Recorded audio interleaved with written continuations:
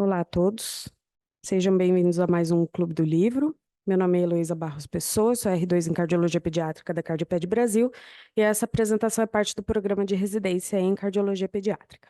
Hoje o tema é transposição das grandes artérias e a TGA é uma malformação congênita caracterizada pela origem dos troncos arteriais em ventrículos morfologicamente inadequados, e isso provavelmente tem sido fonte de tantas controvérsias quanto qualquer outro tópico dentro da cardiologia pediátrica. A transposição das grandes artérias é uma lesão ventricular arterial discordante, em que a aorta surge do ventrículo direito e a artéria pulmonar do ventrículo esquerdo. No tipo destro, ou D-loop, ou DTGA, os ventrículos são orientados de forma em que o ventrículo direito fique posicionado à direita do ventrículo esquerdo e a origem da aorta seja anterior e à direita da origem da artéria pulmonar.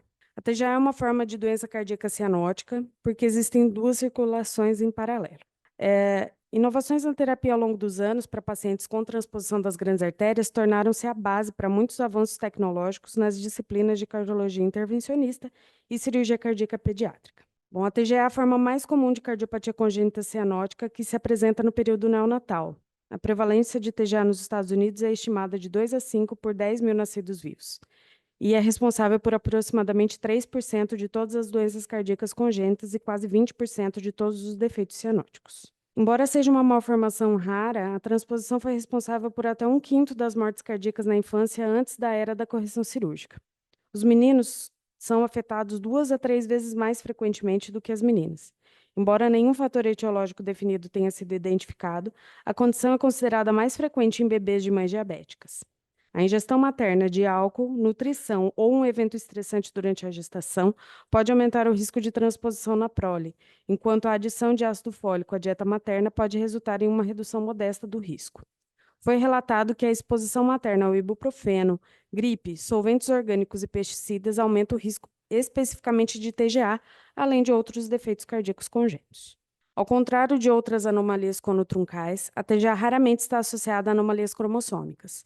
Além disso, ao contrário de outras anomalias conotruncais, as associações extracardíacas são menos frequentes, cerca de 10%. Em outras anomalias conotruncais de via de saída estão mais prevalentes, cerca de 33%. No entanto, está associado a destrocardia e defeitos de lateralização, como, por exemplo, a heterotaxia, particularmente a asplenia ou isomerismo direito. Anteriormente, a recorrência familiar não ocorria em pacientes com TGA.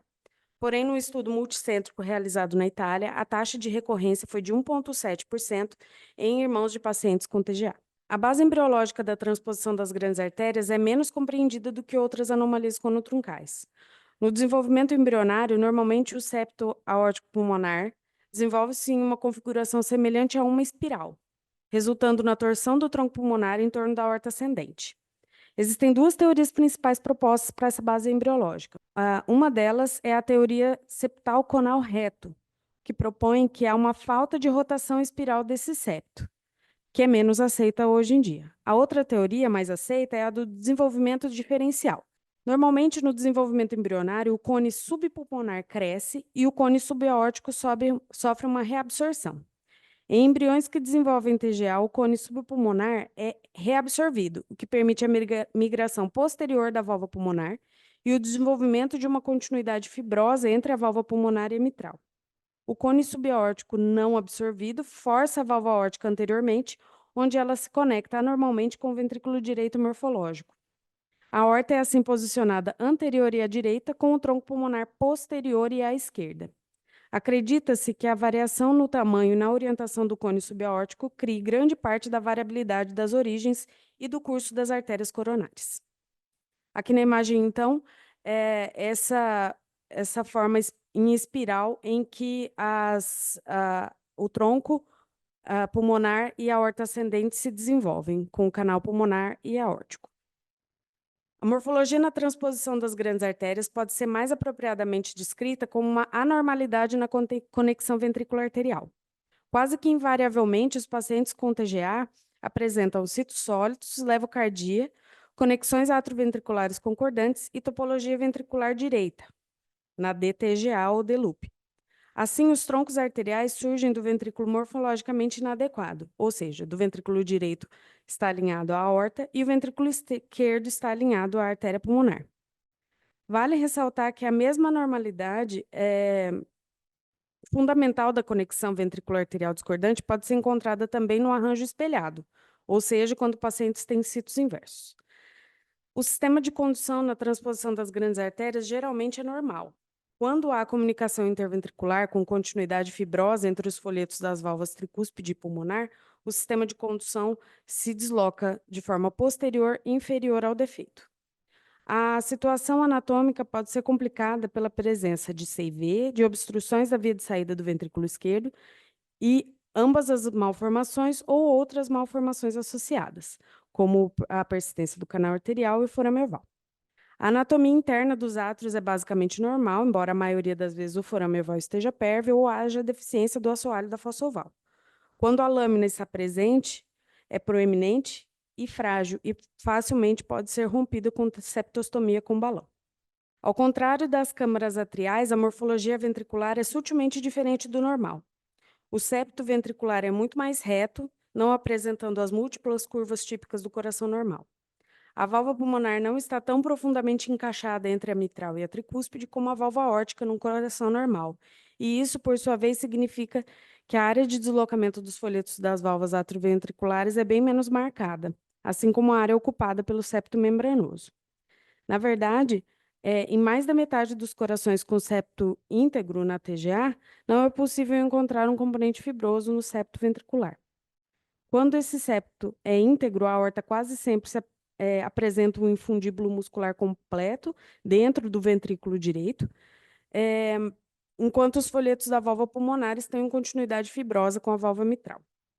Outra consequência desse arranjo anormal é que a proporção e as dimensões dos componentes de entrada e saída ventricular é anormal, geralmente com um aumento na dimensão das vias de saída.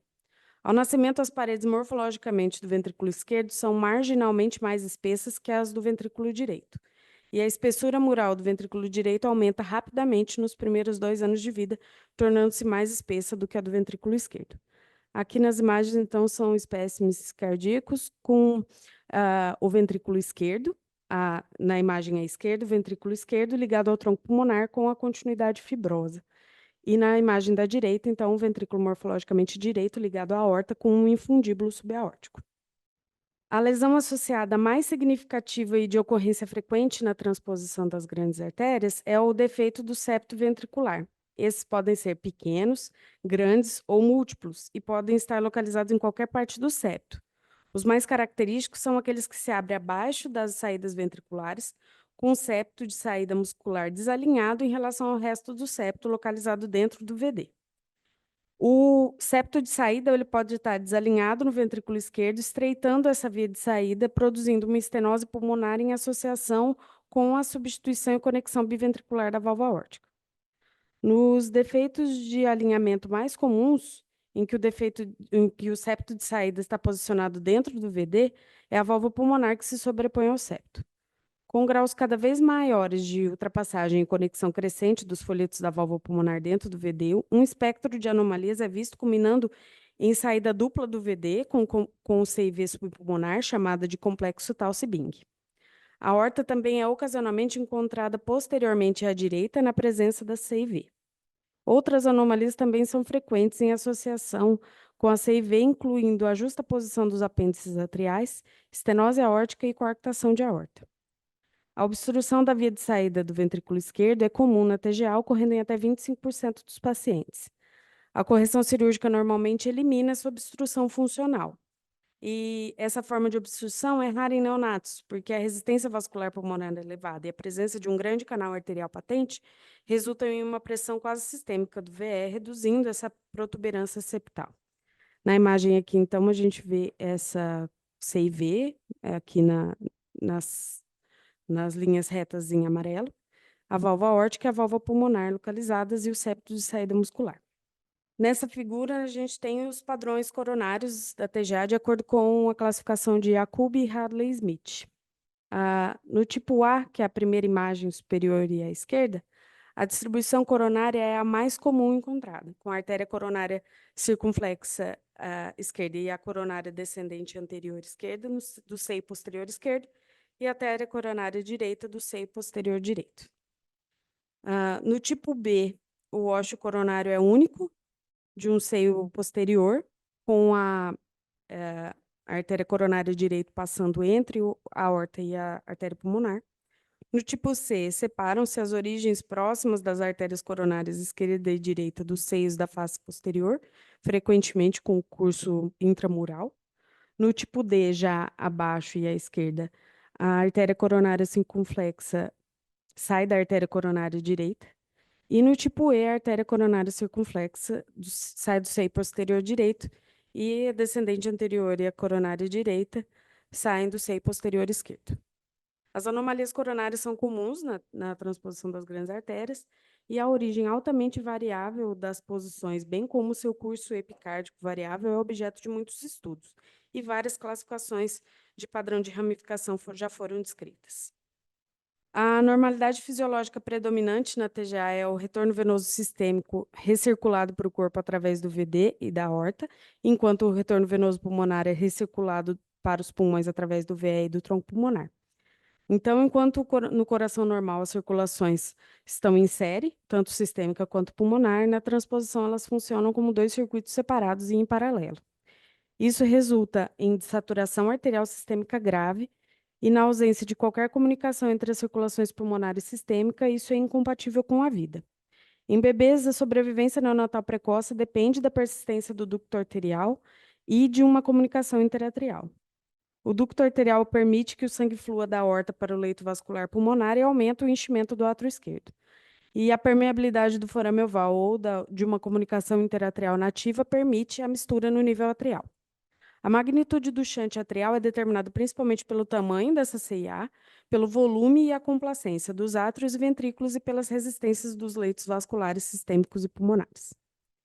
Se a resistência pulmonar estiver elevada, principalmente após o nascimento, de modo que a pressão arterial pulmonar exceda a pressão da aorta, o shunt ductal pode ser revertido da pulmonar para a aorta, e essa é uma situação de risco de vida e está comumente associada a uma CA restritiva que requer descompressão urgente com septostomia atrial. A presença de uma CIV pode ter influência variável na circulação. Isso vai depender em parte do tamanho do defeito, bem como da presença de mistura interatrial e da resistência vascular pulmonar. Grandes CIVs podem fornecer uma boa mistura circulatória, mas no caso de lactentes, fluxos irrestritos para os pulmões podem também causar insuficiência cardíaca sintomática. Se a cirurgia não for realizada durante a infância, isso pode predispor à doença vascular pulmonar precoce, que geralmente é evidente por volta dos 6 a 12 meses de vida.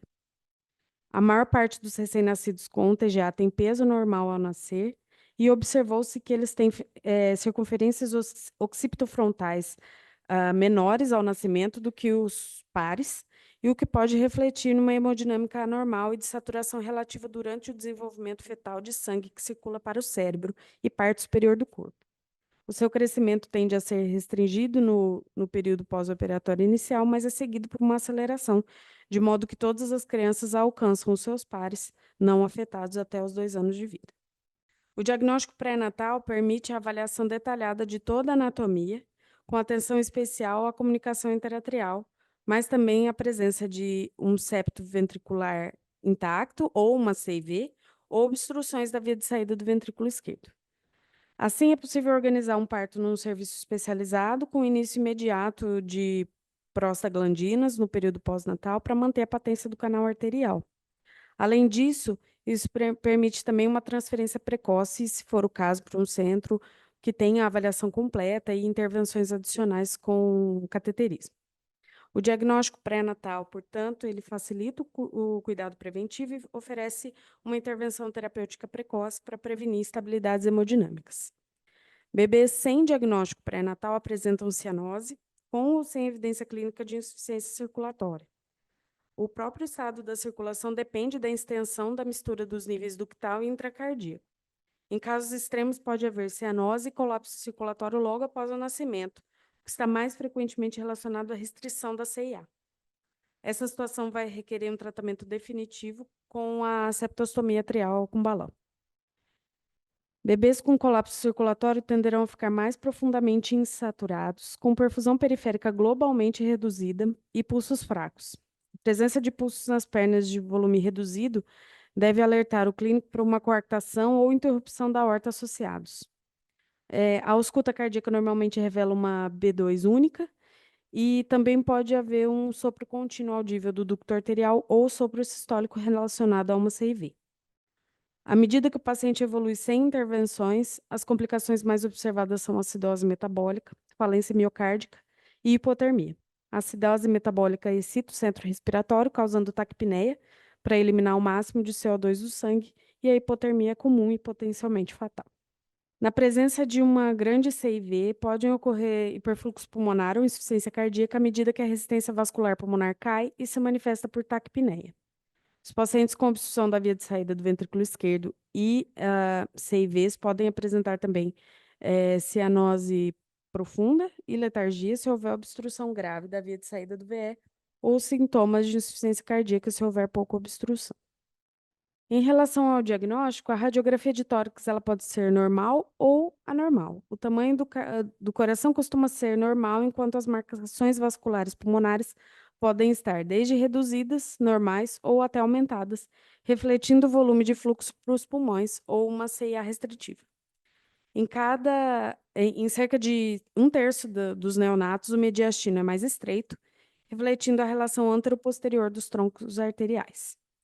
A forma e a dimensão da área cardíaca dependem fundamentalmente das anomalias associadas, em especial do fluxo sanguíneo arterial pulmonar.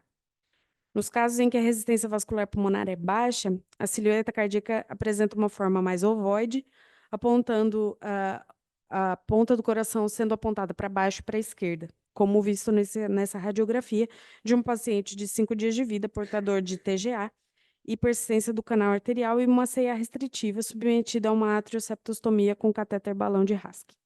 O eletrocardiograma ele pode ser normal no recém-nascido, mas raramente o é além desse período. O ritmo, em geral, é sinusal e a condução atrioventricular é normal. A sobrecarga atrial direita é evidenciada por uma onda P apiculada, aqui ampliado na imagem em A. O eixo está desviado para a direita, em especial nos pacientes com TGA e septo íntegro, associação em que também se verifica uma hipertrofia do ventrículo direito mais acentuada, aqui em B ampliado, visto com ondas R amplas de V1 a V4 e S profundas em V5 e V6. Entretanto, se houver grande defeito do septo interventricular e baixa resistência pulmonar, o eletro pode mostrar sinais também de hipertrofia biventricular. Esse eletro aqui especificamente é de um recém-nascido de 3 dias de vida, portador de TGA sem CIV, com eixo desviado e sinais de hipertrofia ventricular direita e sobrecarga de átrio direito. Bom, em relação ao ecocardiograma, o ecocardiograma fetal recomenda-se uma abordagem segmentada, sistemática, assim como o pós-natal. A avaliação regular e detalhada da adequação da mistura intercardíaca, particularmente no nível atrial, também é útil. De interesse recente é o advento da ecocardiografia fetal em 4D, com uma vantagem do fato de proporcionar uma visão frontal das 4 válvulas cardíacas, melhorando assim a definição das relações espaciais das grandes artérias e a probabilidade de distribuição anormal das coronárias. Nessa imagem, há um ecocardiograma fetal mostrando, então, a origem da aorta na parte anterior, relacionada ao ventrículo direito, aqui representado pelas letras RV, e o tronco pulmonar, originado ali em PT, originado do ventrículo esquerdo, que é a sigla LV. A ecocardiografia transtorácica bidimensional avalia de modo preciso as massas ventriculares, sua espessura e a anatomia do septo interventricular, se está abalado para a direita, retificado ou obalado para a esquerda, no formato de banana shape. Como mostrado nessas duas imagens, então, na primeira superior, o septo do ventrículo esquerdo está retificado e na imagem à direita, o ventrículo esquerdo em formato de banana shape já com o septo abalado para a esquerda. Essa imagem é um ecocardiograma paraesternal eixo culto dos ventrículos. A demonstração de uma grande artéria posterior que se origina do ventrículo esquerdo e se bifurca em ramos direito e esquerdo faz o diagnóstico da TGA. E a aorta quase sempre é anterior, com origem no ventrículo direito, e confirma também o diagnóstico, como mostrado nessa imagem.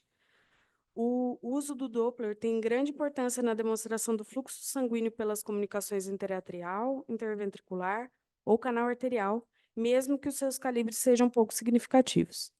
Além de se analisar a conexão atrioventricular e ventricular arterial, caracterizando a discordância entre os ventrículos e as grandes artérias, o estudo detalhado dos septos tem grande importância visando definir não apenas a presença dos defeitos, mas também de sua magnitude e localização, como mostrado aqui pela seta, a presença de uma CIV. A presença e o grau de deformidade das válvulas mitral e tricúspide devem ser avaliadas com rigor, ajudando a definir a melhor técnica operatória a ser usada no tratamento da cardiopatia. A anatomia coronariana é um dos pontos mais importantes da análise anatômica no ecocardiograma, pois a reimplantação dos ossos coronarianos na operação de Jatene, por exemplo, é um aspecto bastante valorizado quando se estuda os resultados tardios desse procedimento. A via de saída do ventrículo esquerdo deve ser também cuidadosamente estudada, pois a sua obstrução fixa pode ser quase sempre identificada, ao contrário de uma estenose subpulmonar dinâmica ou hipertrófica. Aqui na imagem A, há uma criança, né, com transposição das grandes artérias e uma CIA aos 3 dias de vida, então mostrando aqui o ósseo coronariano único. Em B, um recém-nascido também de 4 dias de vida, mostrando então a origem contralateral das artérias coronárias, e aqui em C, a origem habitual do tronco da coronária esquerda e a artéria interventricular anterior e a CX. O cateterismo é raramente necessário para fazer diagnóstico, porém a angiografia coronária contínua desses pacientes é o padrão ouro para elucidar o curso e a origem das coronárias, e é usada muitas vezes para pacientes com anatomia coronária que não se pode ser determinada pela ecocardiografia antes da intervenção cirúrgica. O papel mais importante, na verdade, do cateterismo em pacientes com TGA é a atrioceptostomia de Haskin com catéter balão para aumentar a mistura dos sistemas circulatórios a nível atrial. Esse procedimento é realizado em pacientes com hipoxemia grave, como consequência de uma mistura inadequada, e prolonga a sobrevida desses bebês até que a cirurgia possa ser realizada. O procedimento deve ser realizado o mais breve possível, já que o septo interatrial torna-se mais resistente com o passar do tempo, diminuindo o sucesso. A atrioceptostomia é considerada efetiva quando se observa uma menor saturação nas cavidades esquerdas e um aumento da saturação na aorta ascendente, além do desaparecimento do gradiente pressórico entre os átrios. Aqui são imagens do acervo da Cardioped Brasil, de um paciente do sexo masculino de 6 dias de vida, encaminhado com diagnóstico de transposição das grandes artérias e uma CIA registrada aqui na primeira imagem do ecocardiograma. Aqui estão o átrio direito, átrio esquerdo e a passagem entre os dois átrios. E aqui, após o procedimento de Haskin, já com essa passagem mais aberta, mais ampla, com boa mistura de sangue. E aqui, propriamente dito, o procedimento. Ele requer a passagem, então, de um catéter com a ponta de balão do átrio direito para o átrio esquerdo, cruzando o forame oval. O balão, então, é inflado com uma solução salina e, com um movimento rápido e curto, é puxado para o átrio direito. Então, a gente vê no começo da imagem aqui o balão inflado com a solução salina, já no átrio esquerdo, e o movimento em que se puxa o catéter, e ele aqui já no átrio direito, e essa lâmina já mostrando, então, uma abertura dessa CIA que se mostrava restritiva. A ressonância pré-operatória pode fornecer informações complementares úteis na avaliação da anatomia e é particularmente útil na avaliação da massa do ventrículo esquerdo no lactente com apresentação tardia. Pós-operatório fornece uma excelente avaliação dos troncos arteriais reconstruídos e também pode ser usado para obter imagens das origens das coronárias reimplantadas. No paciente, após um procedimento de Senning ou Mustard, que vai ser dito mais à frente, que é o redirecionamento atrial, no qual a conversão de um reparo anatômico está sendo contemplada, a ressonância pode fornecer uma avaliação detalhada da função tanto do ventrículo direito sistêmico quanto do ventrículo esquerdo. Nessa imagem, é uma ressonância de um paciente num pós-operatório de uma cirurgia de Jatene, com manobra de Lecomte, mostrando, então, uma dilatação aqui na região da raiz da névoa aorta. Aqui a manobra de Lecomte com o tronco pulmonar mais anterior e a aorta posterior. Atualmente, cada vez mais se pode fazer o diagnóstico intraútero, o que permite melhor coordenação e agilidade no atendimento. A prostaglandina E1 é administrada nos neonatos gravemente cianóticos, os quais tão logo estejam estabilizados hemodinamicamente, são transferidos ao local que muitas vezes são assistidos de modo adequado. Muitas vezes, a atrioceptostomia de Haskin é o procedimento de escolha antes mesmo de se usar a prostaglandina, já que esta aumenta o fluxo pulmonar e a congestão pulmonar se não houver abertura adequada entre os átrios. Quando a CIV e insuficiência cardíaca congestiva já estão presentes, utiliza-se, então, digitálicos, diuréticos, como furosemida e espironolactona, e, se necessário, inibidores da enzima de conversão da aldosterona, muitas vezes o captopril, antes de que se possa realizar um tratamento cirúrgico mais recomendado ao paciente. Bom, em relação ao tratamento cirúrgico, o caminho percorrido para ele foi longo, com inúmeras propostas cirúrgicas de vários cirurgiões que se envolveram nesse campo na tentativa de oferecer um adequado e eficiente tratamento para essa cardiopatia que é grave.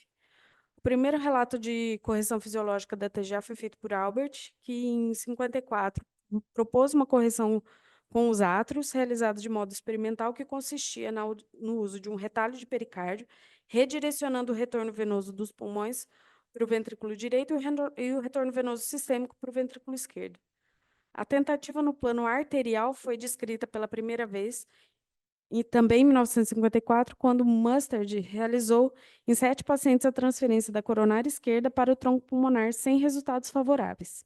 Com base na operação proposta por Albert, em 1959, Senning descreveu com sucesso uma correção atrial por meio de um engenhoso rearranjo das paredes atriais, corrigindo fisiologicamente a doença. A correção modificada, também atrial, foi proposta por Mustard em 1964, realizando-se o tratamento cirúrgico da TGA durante vários anos por meio dessas duas operações referidas. Até que, em 1969, Rastelli propôs a correção cirúrgica da TGA associada à CIV e estenose da via de saída do ventrículo esquerdo pelo fechamento da CIV, o redirecionamento do sangue do ventrículo esquerdo para a aorta e a conexão do ventrículo direito com o tronco pulmonar por meio de um tubo extracardíaco. Ainda nesse período, em 1966, Haskin relatou essa importante contribuição da atrioceptostomia com catéter balão. De modo concomitante ao aparecimento das operações no plano atrial, vários cirurgiões continuaram na busca de um procedimento de correção envolvendo as grandes artérias, até que, em 1975, no Brasil, Jatene realizou pela primeira vez com sucesso a correção arterial em paciente portador de TGA com CIV, invertendo as grandes artérias e translocando as coronárias para a neo-aorta. Essa operação é considerada por alguns como uma das maiores contribuições da cirurgia cardíaca pediátrica dos últimos tempos. Revolucionou a forma como a TGA era tratada e melhorou dramaticamente os resultados a longo prazo das crianças nascidas com TGA. À medida que a experiência foi acumulada e os cuidados pós-operatórios melhoraram, a mortalidade operatória diminuiu rapidamente e, atualmente, a sobrevivência para a operação de troca arterial aproxima-se de 100% em centros com experiência. Devido aos maus resultados com os procedimentos do nível atrial, nos pacientes com TGA e CIV, os problemas a longo prazo com a disfunção ventricular direita, lembrando que o ventrículo direito nos procedimentos a nível atrial é quem toca a circulação sistêmica, a regurgitação da válvula tricúspide e a mortalidade e morbidade a longo prazo, particularmente com arritmias, e os excelentes resultados alcançados com a correção de Jatene, a operação de troca arterial tornou-se o padrão de tratamento para o manejo operatório de pacientes com transposição, tanto com septo ventricular intacto, como com comunicação interventricular na ausência de obstruções graves da via de saída do ventrículo esquerdo. Nos pacientes com obstruções graves, da via de saída do ventrículo esquerdo, que não podem ser tratadas diretamente durante a cirurgia de Jatene, a correção anatômica usando-se a operação de Rastelli ou Nicaido são as escolhidas. Esse é o desenho esquemático de uma troca atrial, que é a cirurgia de Mustard-Senning, em que o sangue sistêmico em azul é direcionado da veia cava superior e inferior para o átrio esquerdo e depois pela válvula mitral para o ventrículo esquerdo e depois para a artéria pulmonar. E no retorno do sangue pulmonar, em vermelho, é direcionado das veias pulmonares para a válvula, para o átrio direito, depois para a válvula tricúspide e depois para a aorta. Esses são desenhos esquemáticos mostrando a posição das grandes artérias antes e após a operação de Jatene, usando então a manobra de Lecomte. Aqui a gente vê o ventrículo direito ligado à aorta, o ventrículo esquerdo ligado ao tronco pulmonar. E aqui, após a cirurgia, então, com a manobra de Lecomte, em que o tronco pulmonar é colocado anteriormente, ligado ao ventrículo direito, com a retirada dos ossos das coronárias e reimplantado na aorta, e a aorta posterior já ligada ao ventrículo esquerdo. Essa figura mostra os princípios que ressalta o procedimento, então, de Rastelli, que é criado um túnel aqui intraventricular para direcionar o ventrículo esquerdo para a via de saída aórtica, e um conduto extracardíaco colocado entre o ventrículo direito e as artérias pulmonares. Bom, em relação ao pós-operatório, a operação de Senna e Mustard a longo prazo pode gerar consequências ao manter o ventrículo direito como sistêmico, juntamente com outras sequelas. Dados de acompanhamento da Congenital Heart Surgeons Society mostraram que a sobrevivência para esses procedimentos de redirecionamento atrial foi de 84% em 10 anos. Os pacientes submetidos a procedimentos de redirecionamento atrial precisam ser acompanhados quanto à obstrução de todo esse redirecionamento venoso, lesões residuais desses desvios, insuficiência de válvulas atrioventriculares, disfunção ventricular direita, hipertensão pulmonar, braditaquiarritmias e disfunções do nó sinusal, com muitos pacientes necessitando de marca-passo. Arritmias atriais são comuns nesses pacientes e giram em torno de 5 a 29% deles. A hipertensão pulmonar é provavelmente multifatorial, relacionada à disfunção sistêmica do ventrículo direito e à regurgitação sistêmica da válvula atrioventricular, resultando em congestão venosa pulmonar. A idade tardia do reparo inicial e a presença de CIVs também influenciam nesse desenvolvimento da HP. Infelizmente, na idade adulta, a disfunção sistêmica do VD e a regurgitação sistêmica da válvula atrioventricular são observadas em muitos pacientes e muitos são tratados quanto a sintomas de insuficiência cardíaca e precisarão de reparo ou muitas vezes substituição sistêmica da válvula atrioventricular ou às vezes realizar transplante cardíaco. Se a resistência vascular pulmonar for muito alta ou não reativa, pode ser necessário transplante coração-pulmão ou transplante cardíaco com dispositivo de assistência ventricular direita no pós-operatório. Procedimentos de redirecionamento atrial para transposição simples das grandes artérias são procedimentos cirúrgicos de uma época anterior e hoje provavelmente existam pouquíssimos candidatos a essa terapia. Os resultados a longo prazo da operação de troca arterial ou cirurgia de Jatene foram relatados de forma semelhante, com clara sobrevida e benefícios funcionais ao longo do tempo. Grandes estudos de centros experientes relataram sobrevida de 96% em 7 anos e de 95% a 96% em 20 anos.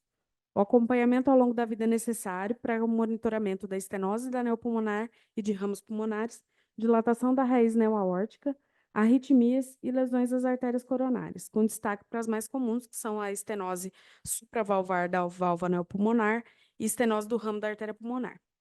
Estudos de acompanhamento a longo prazo até o momento mostram que a regurgitação neórtica é comum e a neopulmonar também, porém os reparos e substituições são incomuns. Pelo menos na experiência até o momento. O acompanhamento histórico de longo prazo de pacientes submetidos à operação de Rastelli mostra a sobrevida livre de transplante em 2 grandes séries na faixa de 52% a 58% em 20 anos. A reoperação para substituição de vias de saída podem ser comuns nesses pacientes.